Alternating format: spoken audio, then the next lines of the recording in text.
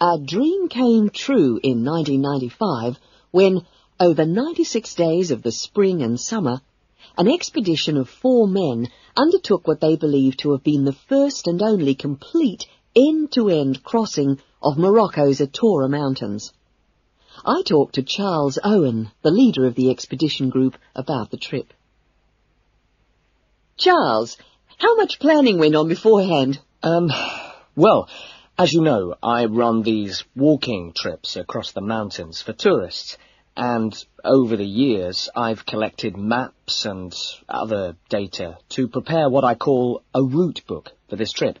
And this book basically shows the route across the mountains that we took. You actually broke records while you were out there, didn't you? Yes, it was 900 miles in total, and we managed to climb 32 peaks that were over 3,000 metres high, including Tube Karl, which is, of course, the highest in North Africa. Yeah. We weren't actually out to make a name for ourselves. It just happened, really.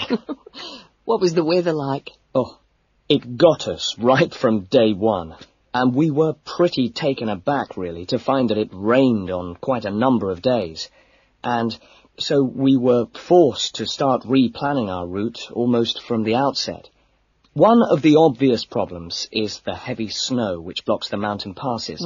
So you have to make considerable detours. When we were on the way to Imilchil, for example, the snow forced us into a northern bypass, which was new to us. But anyway, either way we would have been rewarded because, well, we fell upon amazing high meadows, huge gorges and wonderful snow-capped mountains. The scenery was as fine as any we saw on the trip, and that was how it was every time. Having to take another pass was never a disappointment. It was in many ways a social trip, wasn't it? Yes. We'd arranged to meet up with friends at various points on the journey. I mean, this was actually one of the purposes of the trip. And we managed to keep all these dates, which, well, it's amazing, really, considering the detours we made. An old friend acted as a sort of transport organizer for everyone, and the Hotel Ali in Marrakesh was a good social base. I'd really recommend it, although I can't remember who runs it.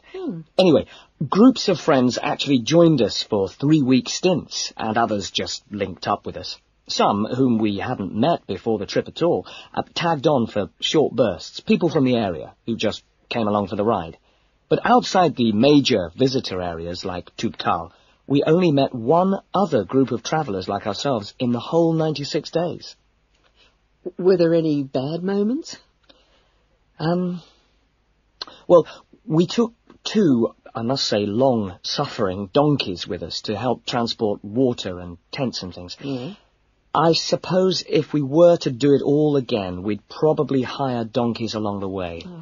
Taza and Tamri, as we called them, after the last places in the trip, well, they made quite a unique journey between them. And, well, but it was continuously demanding for them.